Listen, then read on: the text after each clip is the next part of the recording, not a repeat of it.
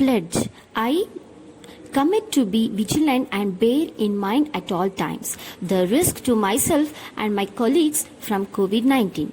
I promise to take all necessary precautions that prevent the spread of this deadly virus. I promise to follow and encourage others to follow the key COVID appropriate behaviors, to always wear a mask, face cover, especially when in public places, to maintain a minimum distance of 6 feet from others, to wash my hands frequently and thoroughly with soap and water. Together, we will win this fight against COVID-19.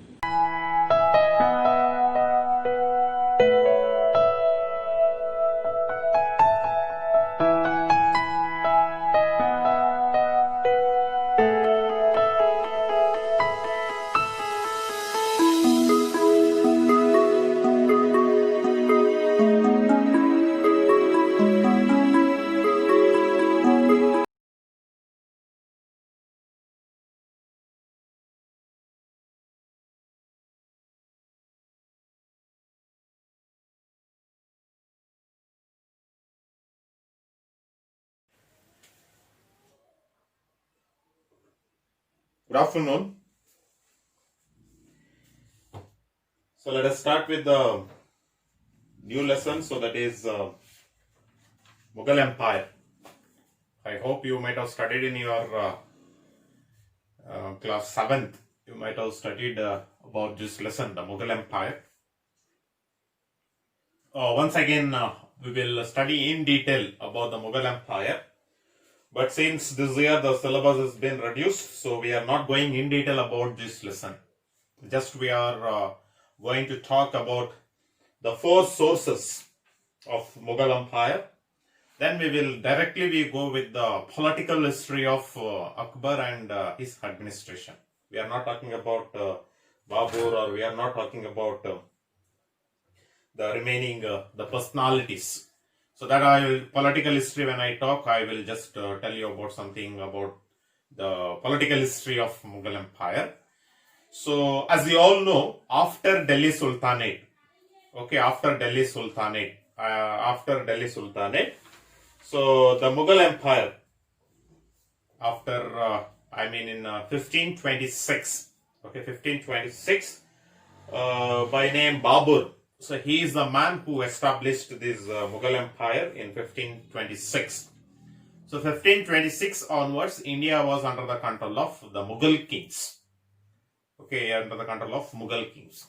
Almost till 1857, that is like Bahadur Shah Jafar. So he is the last king of, Mughal Empire, which we are having it. So they are ruled almost for, 3 centuries. They have ruled the Mughal Empire, the Mughal rules has taken up in our country.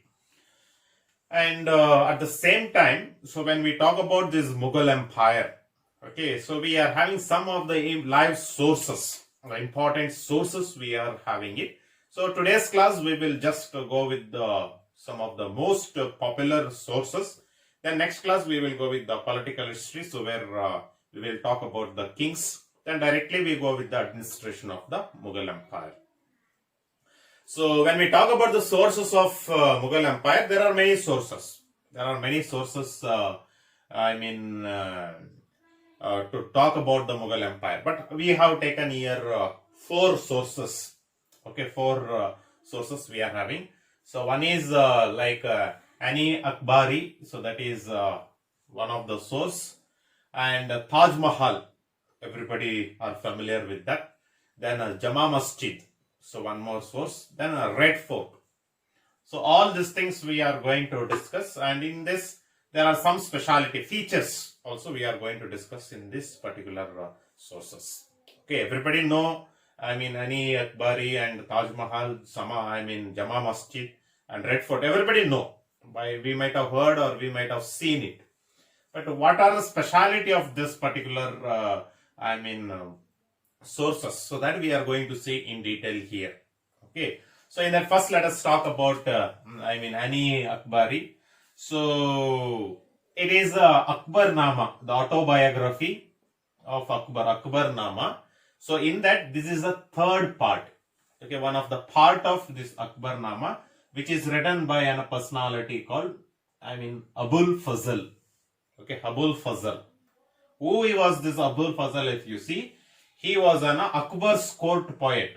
Okay, Akbar's court poet at the time of Akbar. He was a court poet who was there in the under the kingship of Akbar, and Navaratnas at the time of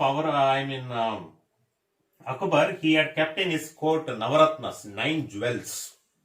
Okay, among that 9 jewel, Abul Fazl is one who has written this particular Ani Akbari. Okay, so that is one of the book which is written by Abul Fazl. Okay, it is one of the famous literary one of the famous book which is written by this Abul Fazl, and this book completely gives it gives us about the Akbar's rule at the time of Akbar. Okay, the rule of Akbar at the time of Akbar's kingship, how the Mauryan Empire, how the Mughal Empire.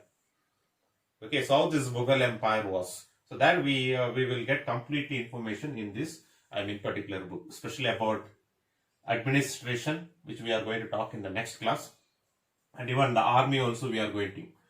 Military administration and complete the administration.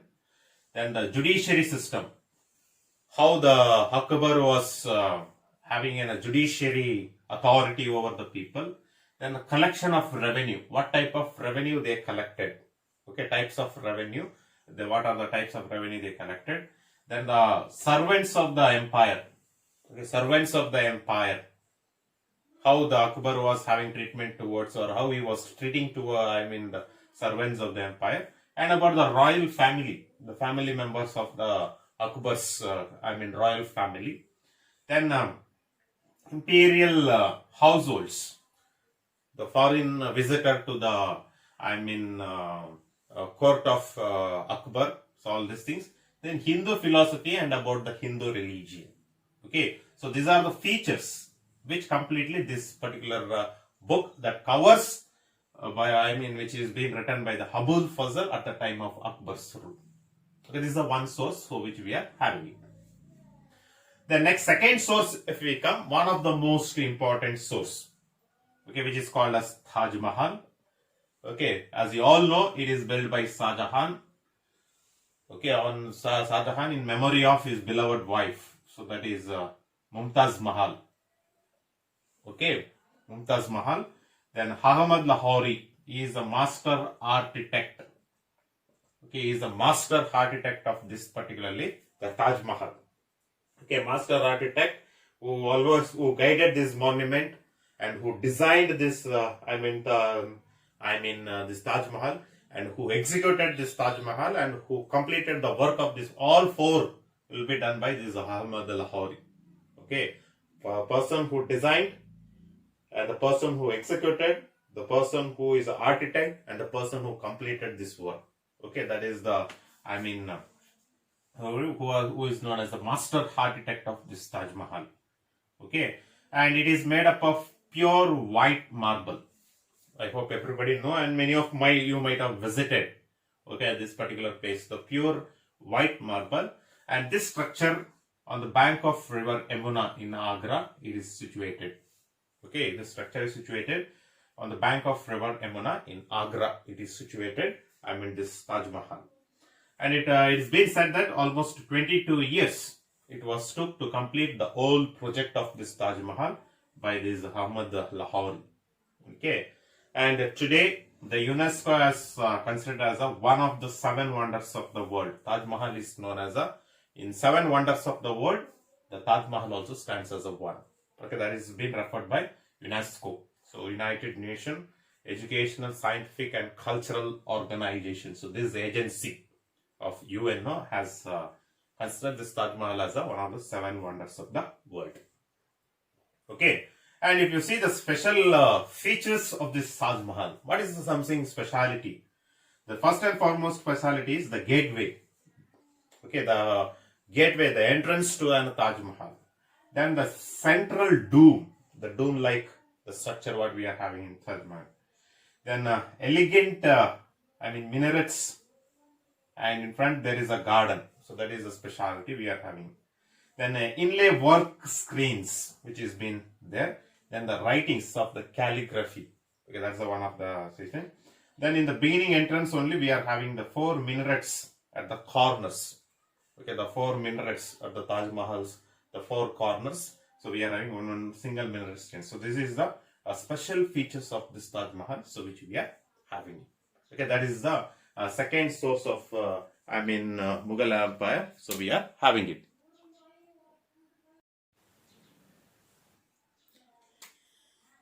Then the third one we are having, that is Jama Masjid.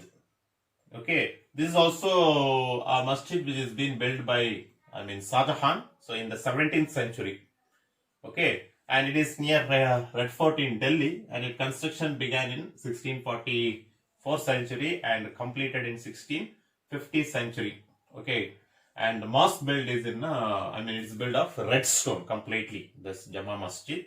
And the features, if you see here, the first feature is biggest mosque in India, one of the biggest mosques. So in India, so that is Jama Masjid.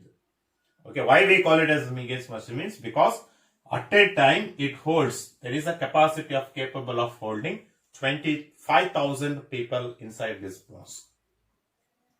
Okay, and the third we are having is, that is the spacious prayer hall has 11 arcs. Okay, like if you entrance only, if you see when you enter this mosque, so there is 11 arc. Okay, like this, the 11 arc. So where the people sit and the prayer is straightly, it is there 11 arcs. Okay, that is the spacious prayer hall for the particular this mosque. So this is also one of the sources about the Jama Masjid. So one of the source to tell about this Mughal Empire which we are having. Okay, that is the one more source we are having. And the last source, the Red Fort, very important source if you see. It is built by Shah Jahan, and the constructions began in 1639 and completion in 1648 century. And this particular Red Fort is built in the red sandstone and marble. This particularly it's built. And the fort is the fort is in the form of irregular octagon shape. Okay, with strong fortified walls. Okay, octagon, irregular octagon shape, and as well as strong fortified walls has been used for this particular Red Fort. And it is being said that day, at the time of Shah Jahan's rule, it is almost 1 crore rupees is spent for the construction of this particular completely fort. And this fort is today is a part of Shah Jahan Bad, a city of Shah Jahanabad, so which we are having it. And these features, if you see the special features of this Red Fort, if you see, totally it had 14 gates, it was having it, but in that all 14 gates are not in use. Today we are having it, that is 2 famous gates, that is Lahori gates and Delhi gates. Especially whenever the ceremonial entries and they exist, the festival celebration, national festivals, all these things when we are having. So that particular, both the gates are used for ceremonial entries and exist, and is also for general public peoples also, movements also, it's been used. That is the one feature, so we are having it. Then inside Red Fort, we are having 3 prominent buildings. So that is Diwan-e-Am. Okay, so Diwan-e-Am.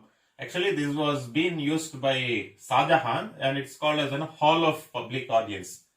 So where Shah Jahan used to, during his kingship, so in this particular building, he used to address the publics, and he used to get the grievance of the problems of the publics.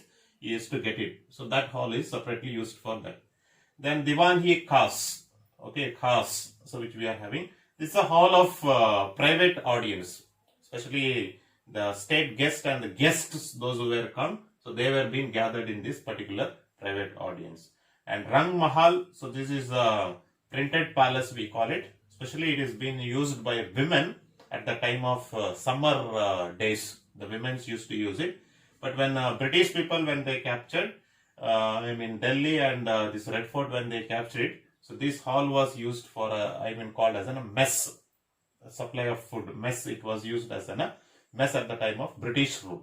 Okay. So these are some of the features of the Red Fort also which we are having it. So that's about the 4 sources of Mughal Empire which we are having it, and it's very important, especially Taj Mahal, Jama Masjid and Red Fort. These pictures are very important. Please once you go through the pictures, okay, if you go to the pictures and if you compare the features, so you will come to know. And Jama Masjid also you will get to know the features, and especially very important, their features are very important, where it is situated and when the constructions it was started. So all these things are very important, and it's the sources 10 marks question you can expect it from these particular sources. So that is the reason it's very important, and you can go through it with the textbook, and just please refer with the pictures of all these 3 sources. Next class we will go with the political history of Mughal Empire. Not about all, only about we will talk about Akbar, and directly we go with the Akbar's administration. So we will be talking. Thank you.